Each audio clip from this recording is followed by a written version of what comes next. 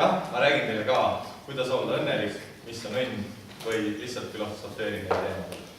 Ma jätan küsimata küsimused, et kas te olete õnnelikud, mis teeks teid õnnelikuks?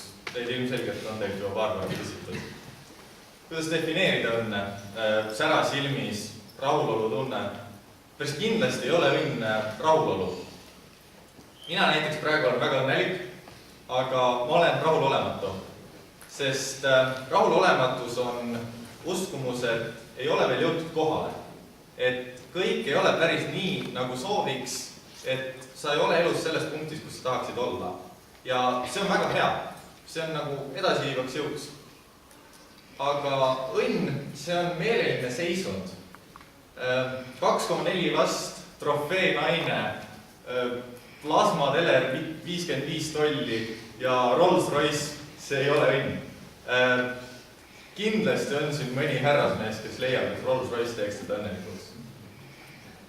Ei ole. Kui peaks olema keegi, aga kes ei julge lihtsalt kätt tõsta, siis teeks väikse arvutuse. Kui sa tahad sõita Rolls-Royce'iga, siis selle saamiseks sa pead tegema piisavalt tööd, et sul jääks, ütleme, heal juhul päevas tund aega, et sellega sõita. Sa arvatavasti selleks hetkeks, kui sa saad selle, siis sa oled ära elanud, load nii saab alles 18 aastat, ütleme, vähemalt 5% oma elus. Seega, sa saaksid olla oma elust õnnelik kuskil 1–2%. No, sorry, come on, mul pensioni sambal on isegi see tootlus on vist parem, et mina sellega ei rahulduks.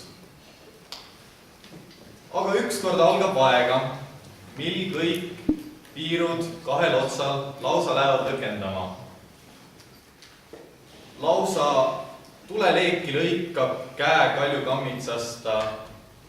Küll siis Kalev jõuab koju oma lastel õnne tooma, Eesti põlve uueks looma.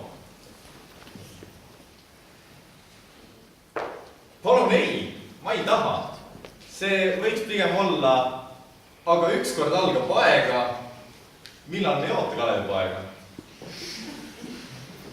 Jah.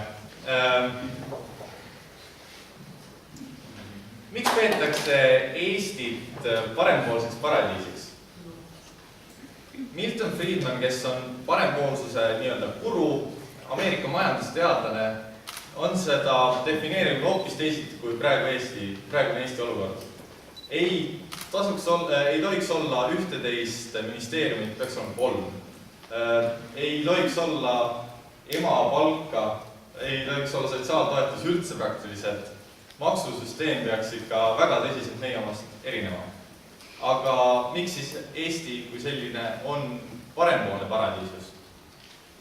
Mulle meeldib Abdul Turai mõte. Eesti, meie jaoks on parempoolsus kui osa rahvuslikust identiteedist. Toon teile ühe näite. Mul on üks sõber Viljandist, ma olen ka ise sealt pärit, kes elab praktiliselt mitte millekski.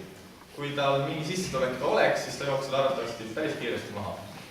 Ja kui ma küsisin talt, et kas sa ei leia, et riik võiks sind aidata, siis minu üllatuseks ta vastas ei.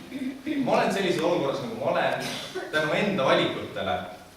Ja kui ma tahaks elada teistsugust elu, siis ma peaks langetama teistsuguseid otsuseid.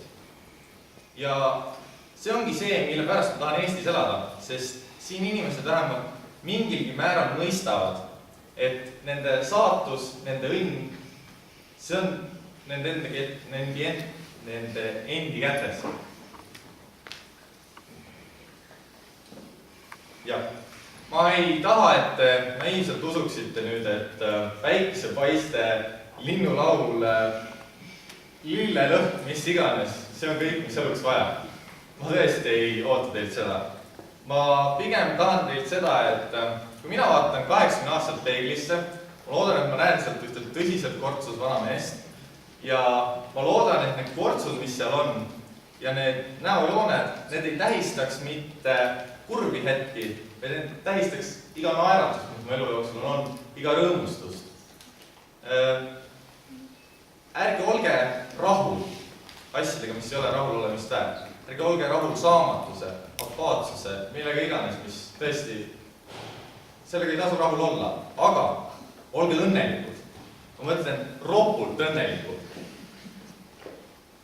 Minu üks lemmik kirjanikke Stephen King, ta on inglise ulmekirjanik, on öelnud get busy living or get busy dying, ehk siis ole hõivatud kas elamisega või suremisega.